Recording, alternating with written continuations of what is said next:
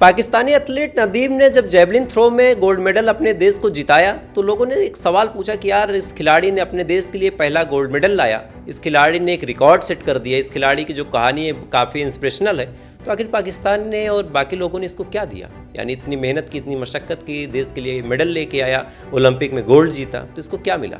तो जो मिलने का सिलसिला है बाबू, वो थमने का नाम नहीं ले रहा। शायद वो नदीम जिसके पास 2015 से लेकर 2021 तक भाला यानी जेवलिन फेंकने तक के पैसे नहीं थे। एक प्रैक्टिस में गए थे, वहाँ पे उनका जो जेवलिन है वो डैमेज हो गया था।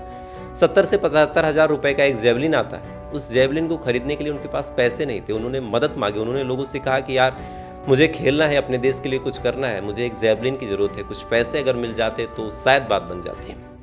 तमाम ऐसी कमेटी से जिससे उन्होंने जब मदद मांगी, किसी ने मदद नहीं की।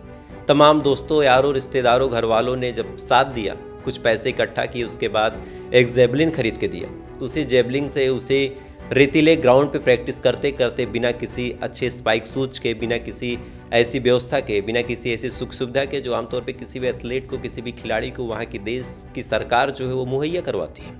बेसिक चीज़ें जो एक बेसिक ज़रूरत है, एक ठीक ठाक डाइट ज़रूरत होती है। एक जेवलिन खिलाड़ी के लिए जेवलिन तो सबसे इंपॉर्टेंट है, वो तक नहीं था नदीम अहमद के पास।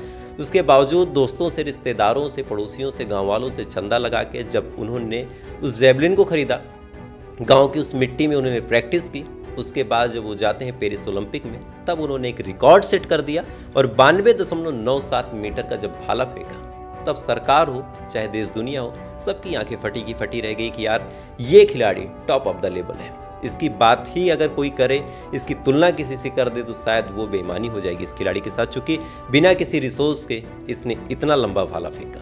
उसके बाद क्या था, इनामों की बरसात शुरू हुई।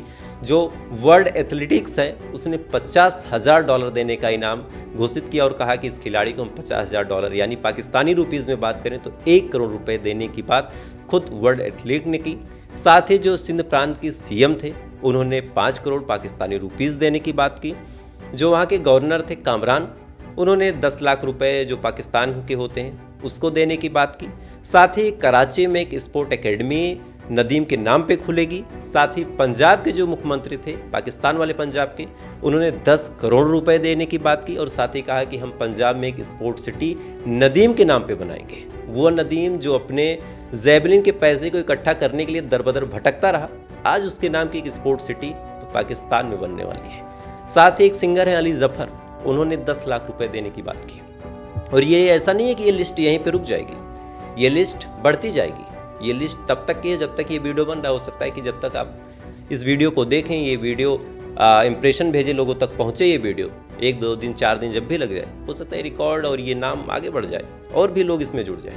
लेकिन कम से कम 10 से 15 करोड़, 20 करोड़ रुपए तक की जो इनामी राशि है वो नदीम को मिलने वाली है। वही नदीम जो 1 साल पहले तक, ज़्यादा पुरानी बात नहीं है, 2023 तक भाले यानी जेवलिन के पैसे के लिए इधर उधर भटकता रहा, आज उसके परिणामों की बरसात हो रही। और लोग इस कहानी को जब सुन रहे हैं कि यार एक आदमी जो उधार के पैसों से ओलंपिक में गोल्ड मेडल ला दे, शायद ऐसी कहानियाँ बस पुरानी किताबों में मिलती थी। वो जब लड़ाइयों के किस्से सुनाए जाते थे, भारत में और पाकिस्तान जब एक ही था, जब ये कहा जाता था कि यहाँ के सपूत ऐसे थे कि घास की रोटी खा के अपने देश के लिए कुछ करते थे, तो शायद वो तमाम काबिलियत नदीम में दिखी यार कि एक बंदा जिसके पास कुछ भी नहीं था, उसने अपने देश के लिए मेहनत की और गोल्ड लाया। मुझे लगा इस कहानी को ज़रूर आपसे शेयर करना चाहिए, जो कि यहाँ बात भारत पाकिस्तान की नहीं है, यहाँ एक खिलाड़ी की स्ट्रगल की बात है कि यार एक खिलाड़ी किस हिसाब से संघर्ष करके अपने आप को निखारता है और निखार के सामने लाता है। खैर, आपकी क्या राय है कमेंट ज़रूर करना और ऐसी अपडेट के लिए